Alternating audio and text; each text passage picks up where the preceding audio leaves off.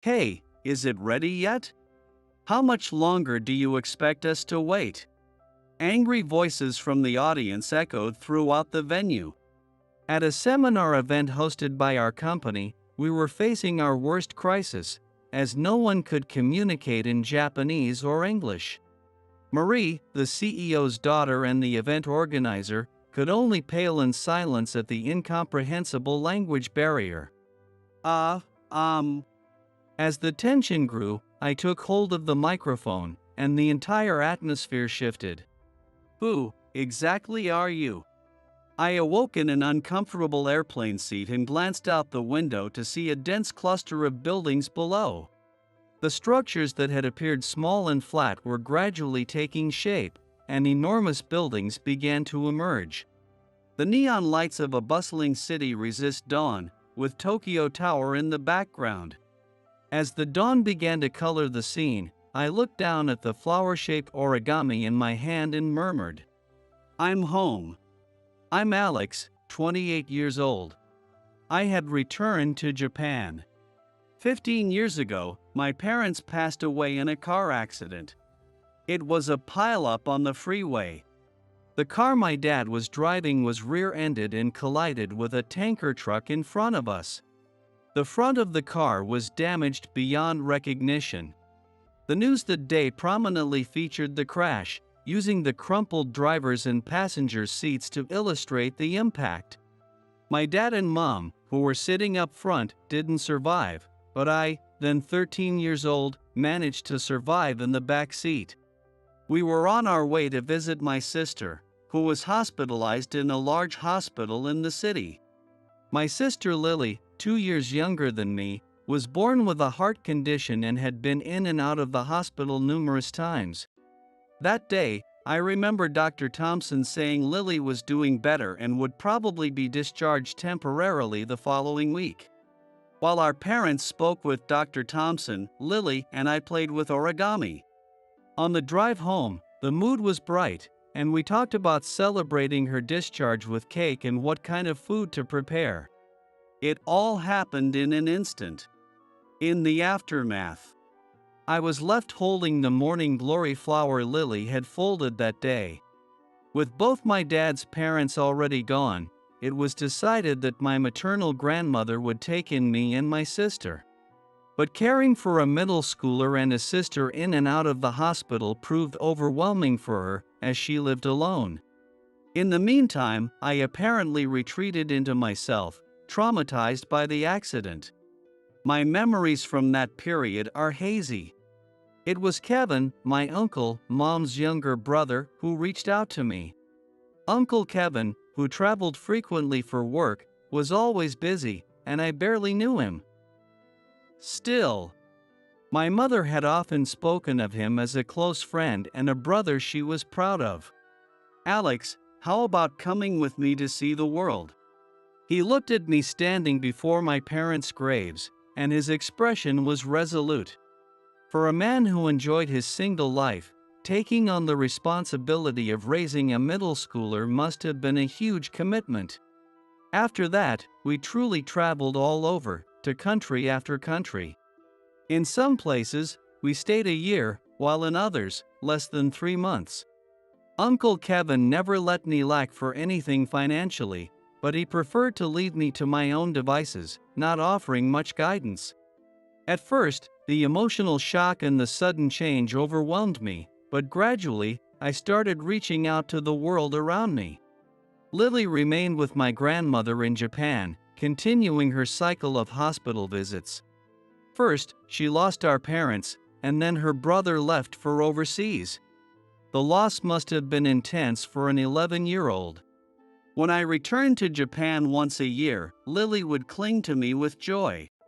No matter how much time passed, she was like the little girl she was at 11, and on the day I'd leave, she'd cry, trying to suppress her sobs with a flushed face. I would always promise her, wiping away her falling tears, "Once I can work, I'll definitely come back for you, Lily." In return, she would hand me an origami flower, as if placing all her hopes into that little paper charm. I'm going to work in Japan and live with Lily. I thought of it as both my dream and my mission.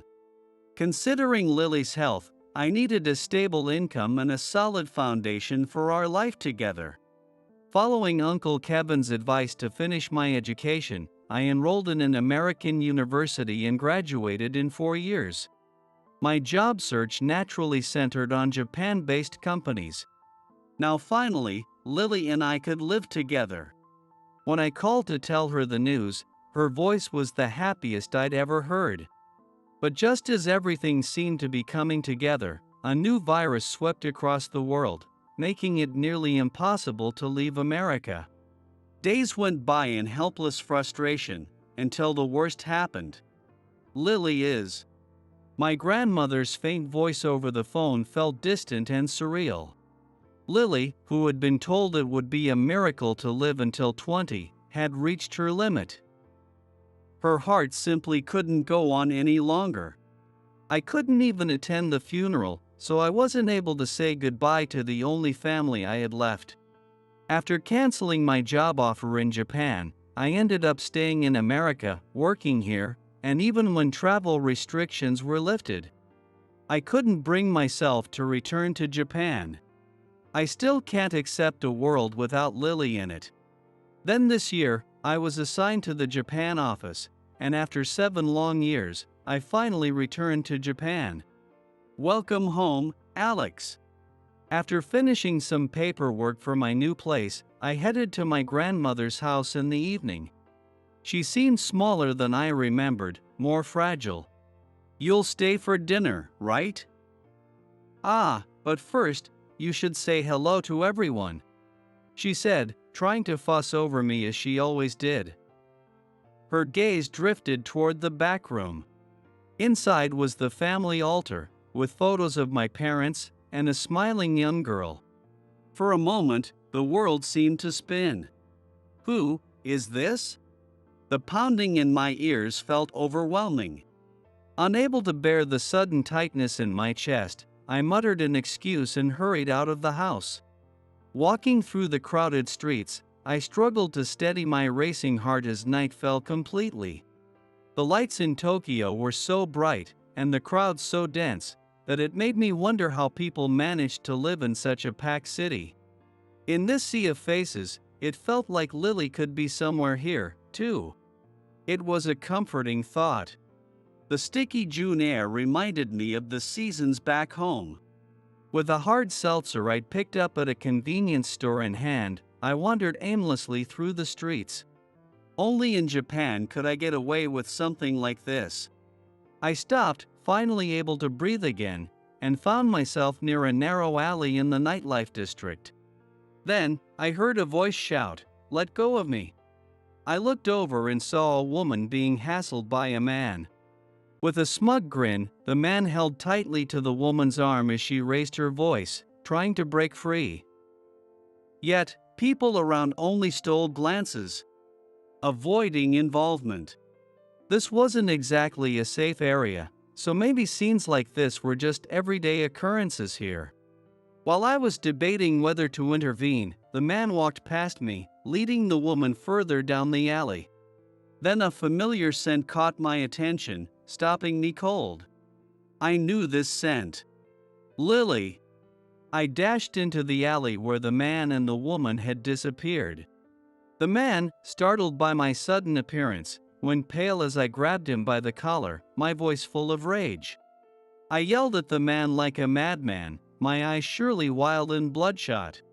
Pathetically, he turned and ran off without much of a fight.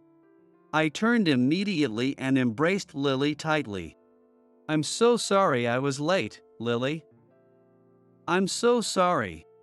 The smell of antiseptic and that familiar hospital scent clung to her. "Yeah, it's Lily. You're really alive." I held her even tighter, tears of joy welling up. As I held her tighter, Lily stiffened in my arms and suddenly began struggling. "Let go of me." The moment I loosened my grip, a shock exploded across my cheek. "Get away, you creep." The sting of her slap registered just as I realized the voice was unfamiliar. Who is this woman? Before me stood a stranger. She seemed about Lily's age, but she looked nothing like her. Her eyes were filled with confusion, anger, and fear as she glared at me. I'm sorry, I mistook you for my sister. Of course, Lily couldn't be here. I knew that. I knew. Your sister? I don't get it. Are you insane? The woman's face twisted with disgust as she turned and stormed off. I can smell that again in the lingering scent of the woman walking away. It stuck stubbornly in my nose because of the humid air. Really, what's wrong with me? Maybe my senses were dulled by that ridiculously strong drink I'd bought earlier. For a while, I couldn't bring myself to move. The following Monday was my first day at the Japan branch's office. My role was to promote our company's medical products at events and seminars. I was assigned here for 1 to 2 years to help expand our market share in Japan and globally. Alex, I'd like you to assist with our upcoming seminar and event preparations. This is the project lead, Marie. As Luke, my supervisor, introduced me to Marie, we both froze, staring at each other. Luke left after a brief talk, and an odd tension lingered between us. I'm really sorry about the other day, I said first, breaking the silence. I know it was a case of mistaken identity. But I made you feel unsafe, and I deeply regret that. I was the first to speak. Bowing my head in apology to Marie, the woman I had mistaken for Lily, and hugged. Never did I imagine the weirdo from the other night would turn out to be a transfer from our headquarters. Should I be calling the police?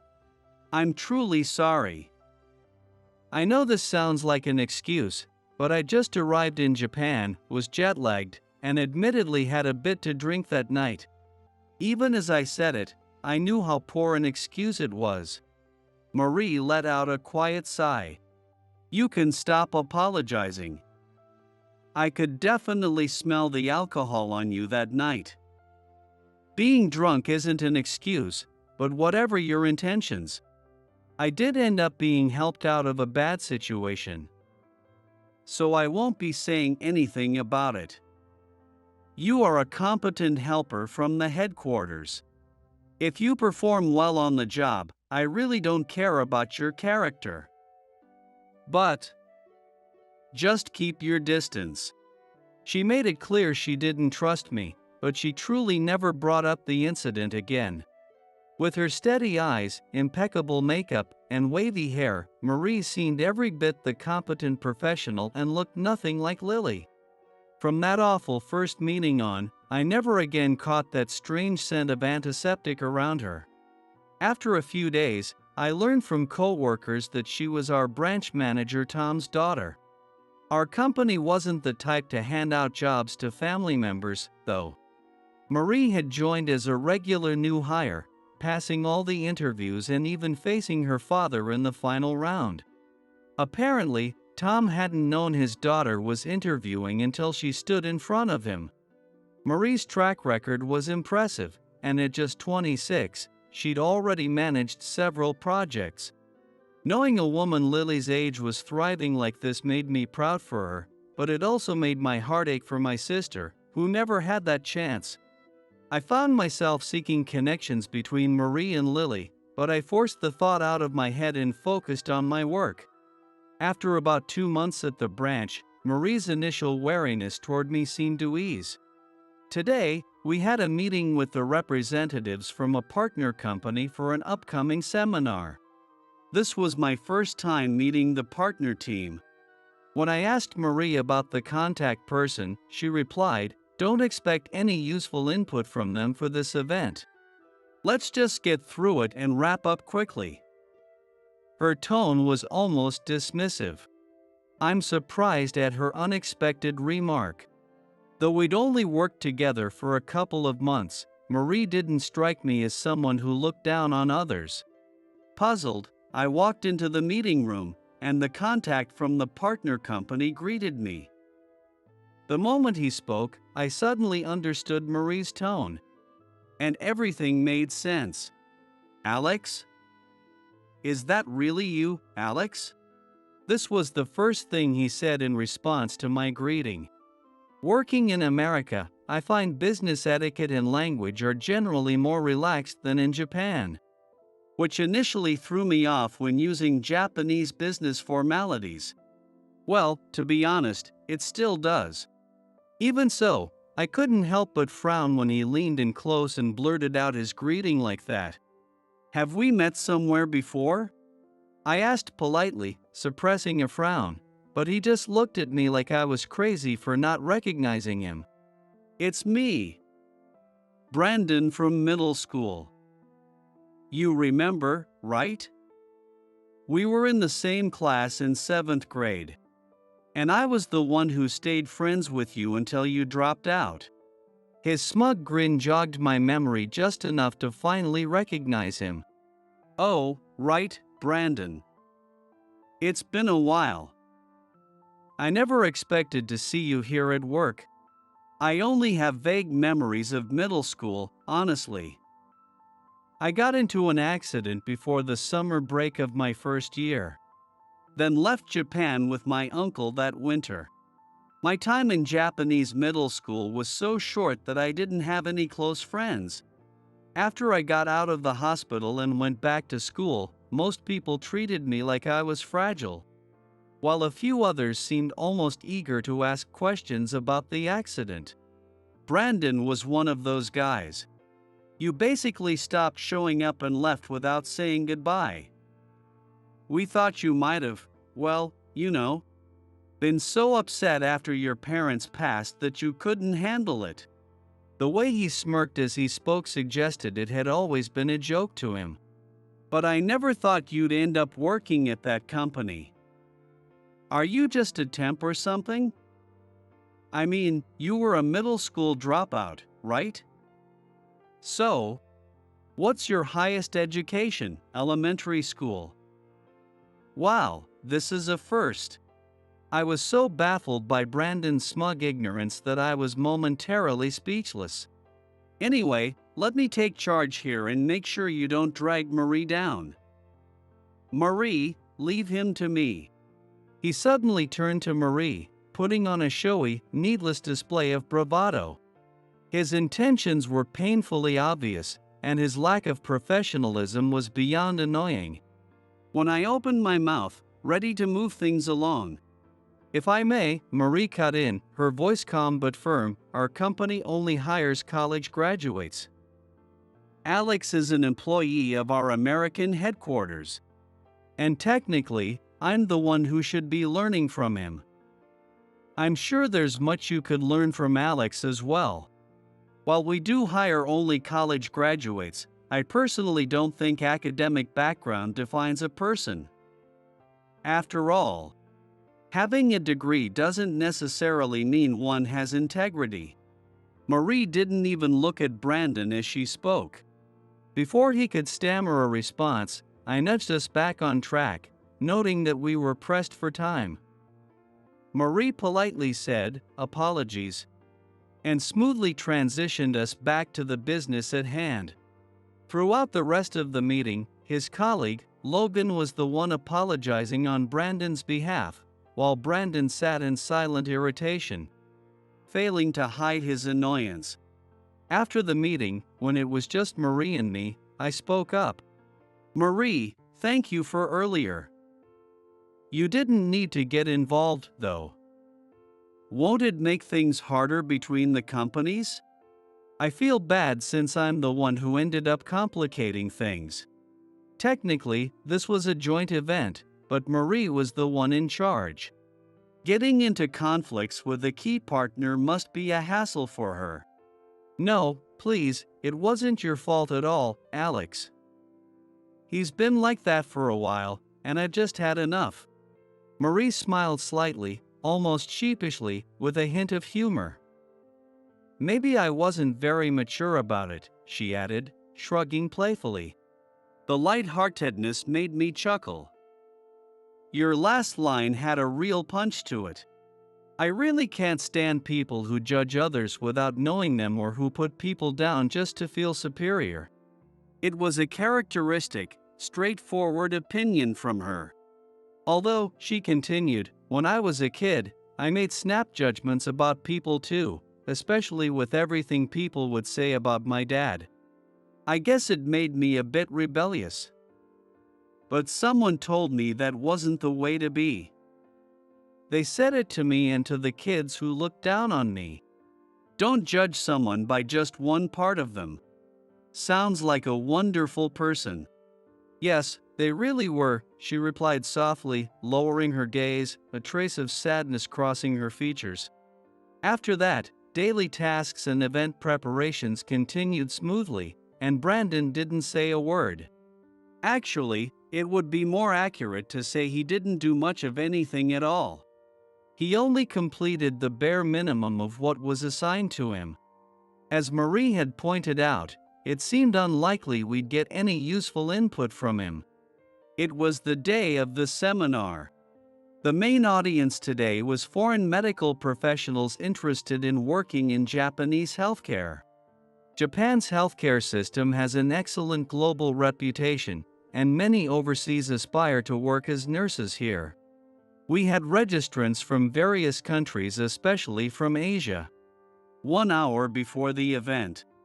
Even though Brandon was supposed to have started preparations 2 hours ago, he was nowhere in sight. Some essential materials and equipment were his responsibility.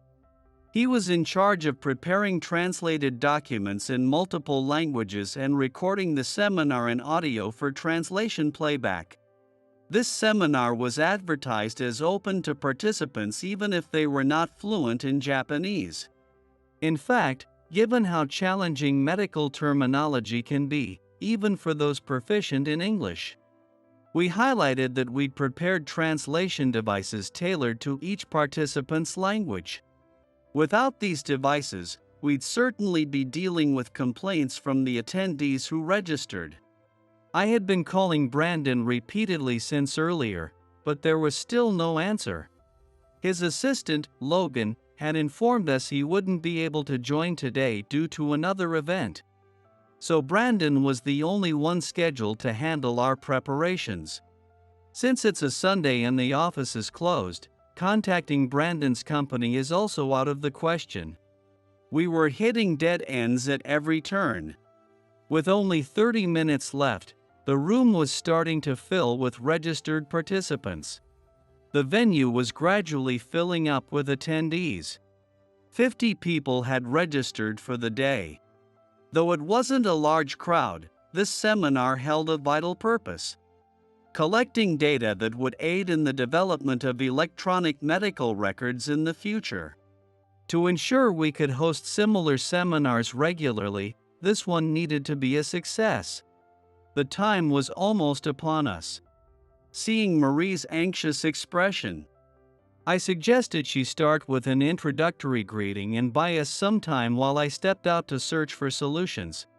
When I returned a few minutes later, I found the situation had already escalated, with participants openly voicing complaints.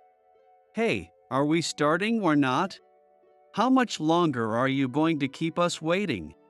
Despite her nerves, Marie was delivering her speech in English, handling the situation admirably. I'm so sorry.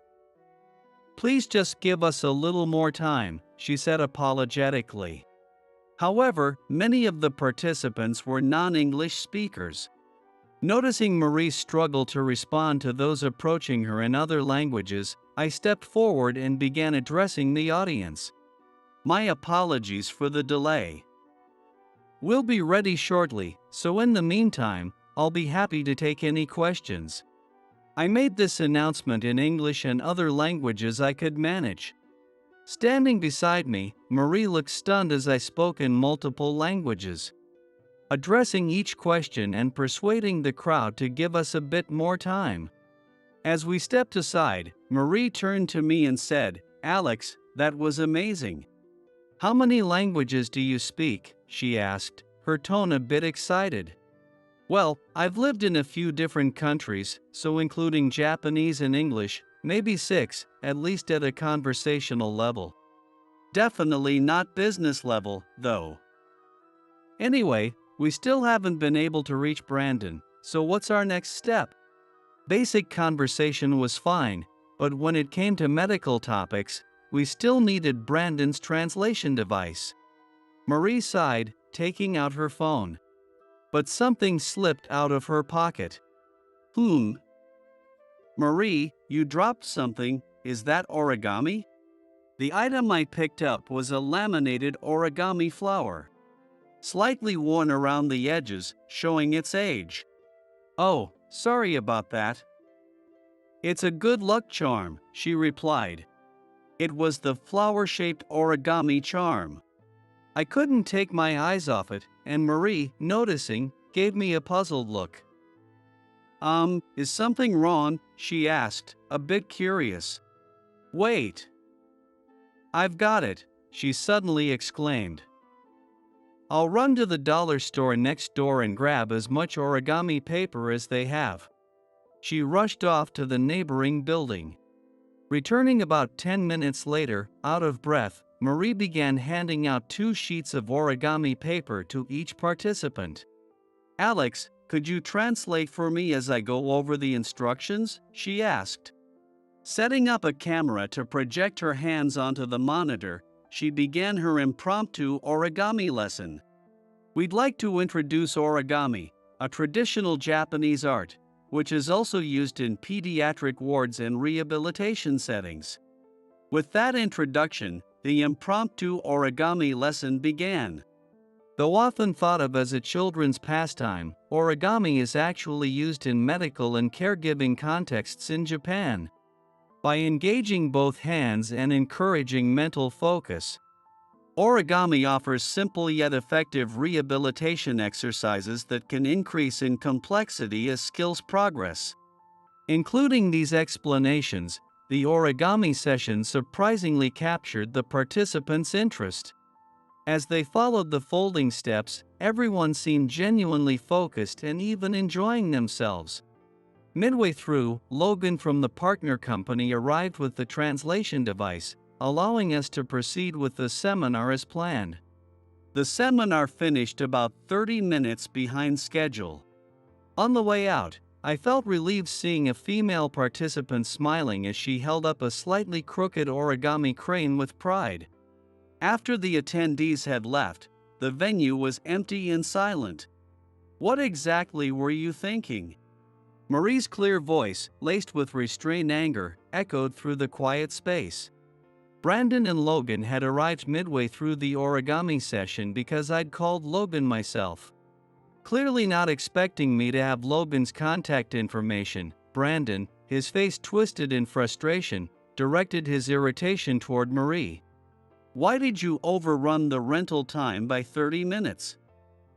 It's really inconvenient, you know? At a joint seminar like this, extending the time without consulting anyone is just, well, you all are the event leads, so you'll be covering the extra costs, right? But overall, it wasn't a bad session, right? Any real issues? Brandon, what are you talking about? Logan looked baffled by Brandon's nonsensical response. Do you realize that the chaos today was entirely your doing? Or rather, that you intentionally showed up late to sabotage the event? Do you even have any pride in your work? Marie raised her voice, openly revealing her anger. Was I really late? Who here can prove that? Don't accuse me baselessly, all right? Logan, you saw me here from the start, right? He placed a heavy hand on Logan's shoulder, clearly trying to intimidate him. Logan probably felt he couldn't stand up to Brandon. Seeing Brandon's immature and bullying behavior, my sense of disgust only deepened. Can you still say that after we review the footage from the company car? Marie's face shifted from anger to an eerily calm expression. Brandon looked confused, so I added, "The company car you used today belongs to us. All our company vehicles are equipped with dashcams." Since Brandon was responsible for bringing the equipment, he'd been provided with one of our company's cars. Realizing the implications, Brandon's face went pale. The GPS data, timestamps, and in-car audio and video could easily confirm his lateness, and it would all be reported to his company. "I'll be reporting this incident to your company, including the repeated, unnecessary contacts you've made to me personally. Don't ever contact me again." With an expression as cold as ice, Marie left Brandon speechless. Now ghostly pale, it was clear he wouldn't be working with us again. Cheers! Cheers! With the turbulent yet successful seminar behind us, Marie and I decided to celebrate over drinks. Now that I thought about it, this was our first time going out for a drink together.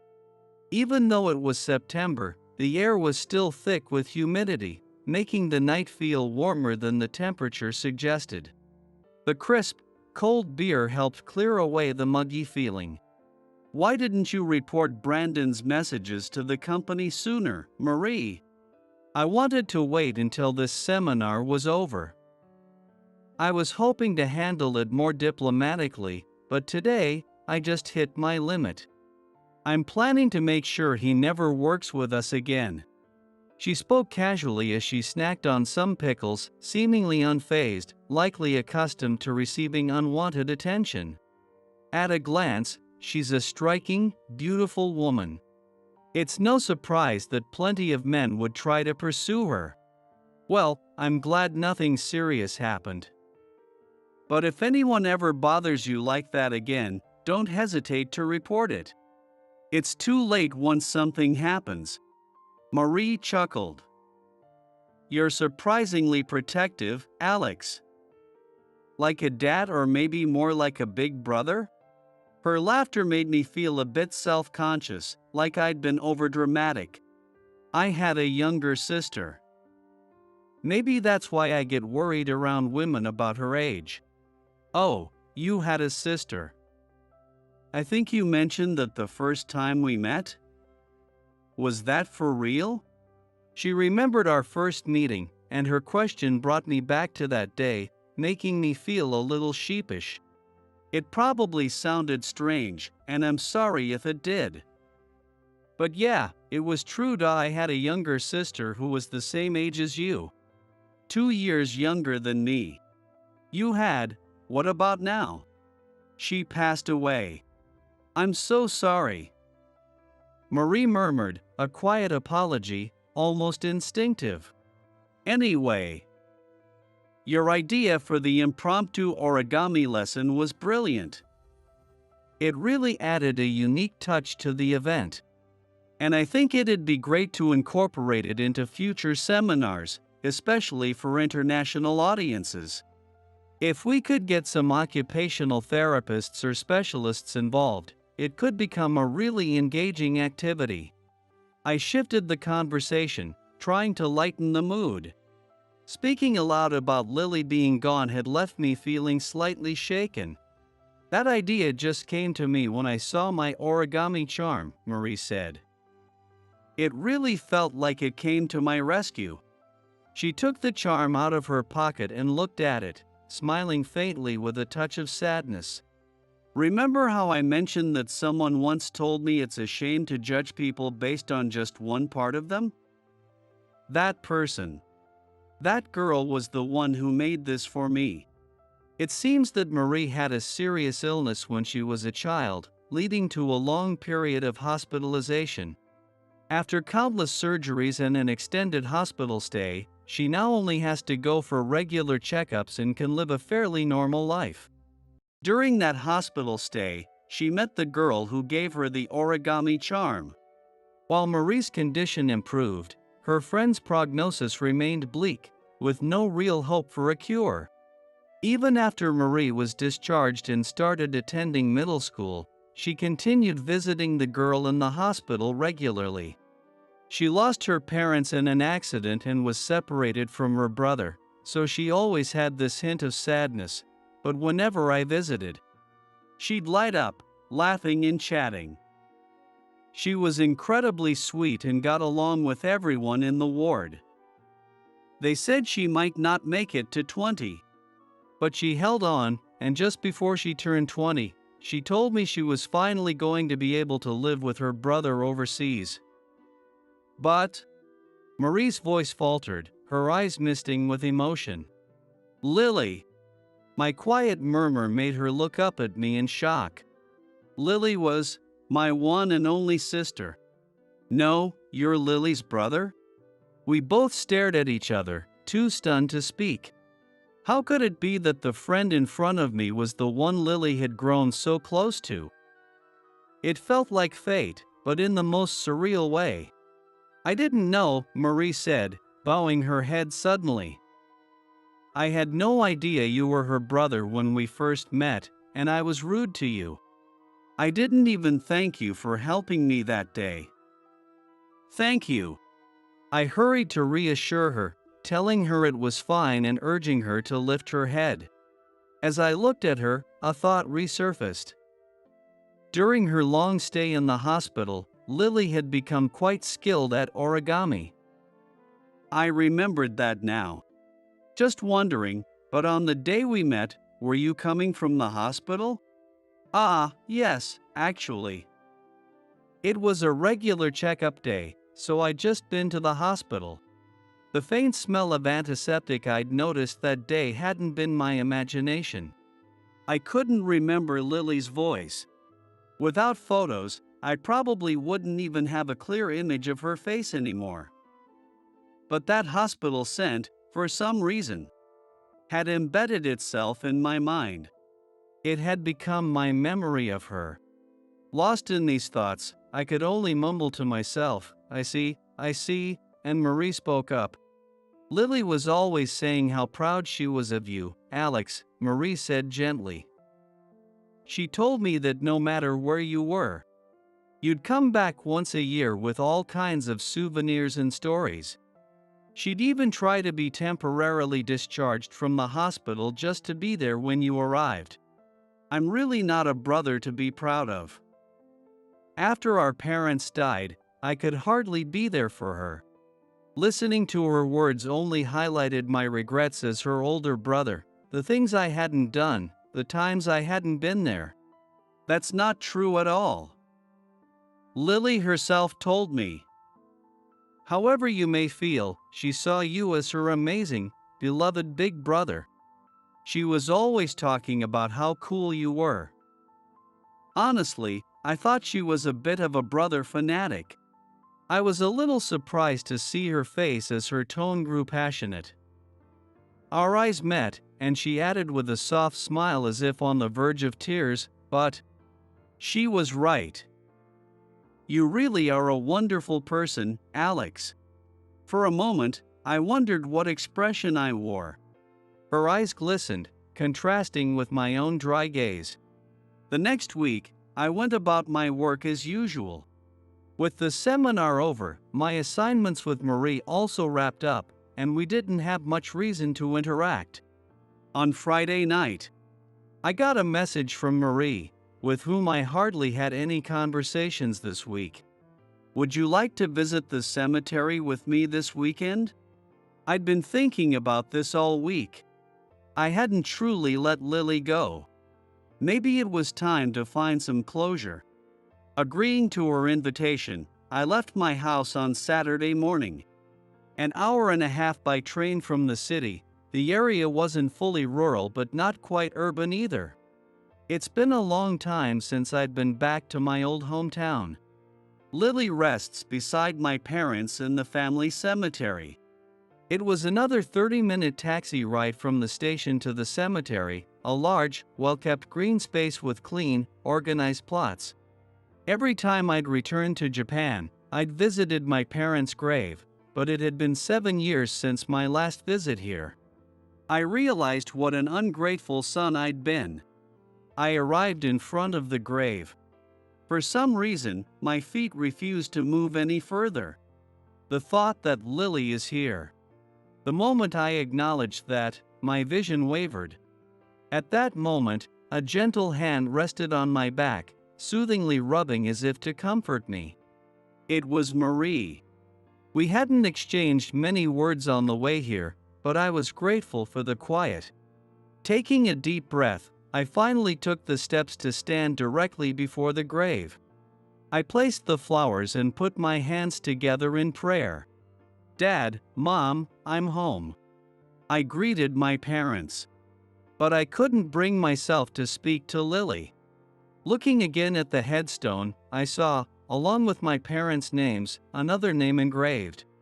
The stark reality hit me: Lily is truly here.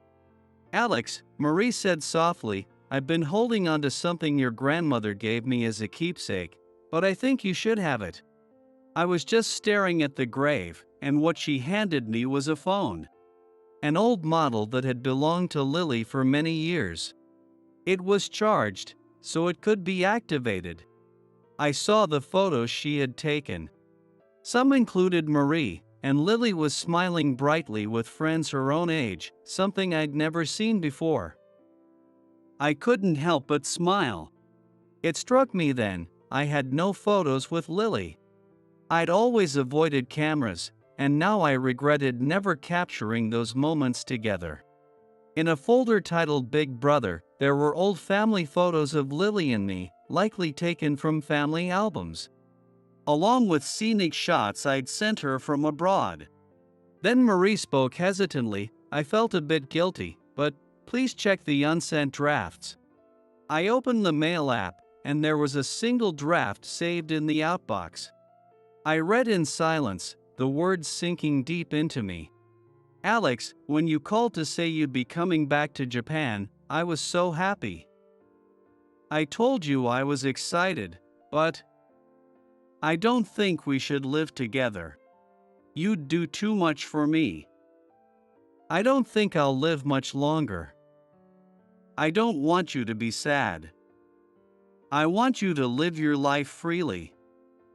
It sounds cool, but it's my wish. My last selfish request, please cry for me when I'm gone. Cry and remember me. But after that, live happily, laugh, and keep going. I love you, my big brother. There was more text at the bottom. Alex, I want to see you. Tears began to fall freely, spilling onto the screen. The message had been written just a week before Lily's passing. I wonder what Lily was thinking, feeling, and looking like as she typed this message.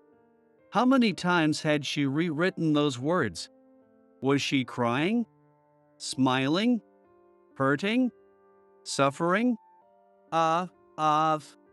Uncontrollable sobs escaped my lips, words failing me entirely. Here I was, a grown man, kneeling and crying like a child. But I didn't care how it looked. Lily was gone. This was the first time I truly accepted it. Ignoring the dirt, Marie knelt beside me, gently wrapping her arm around my shoulder as I cried. You finally cried. It's one of the hardest things in the world, needing to cry but not being able to. Her gentle voice and the soft beat of her heart made me feel grounded. Ah! I'm alive. That sound helped calm my tears. Lily used to say that if you and I ever got married, we could all be a family forever. I know it was just a childhood dream, but somehow, I think Lily brought us together. So, once you've cried it all out, would you try living and laughing with me? Hearing her kind words, I placed my hand on hers, resting on my shoulder. Lily, I'm home. Just then, a gentle breeze brushed over our heads. The sadness of loss may never fully heal. But when we face that sadness, perhaps we find something precious in return.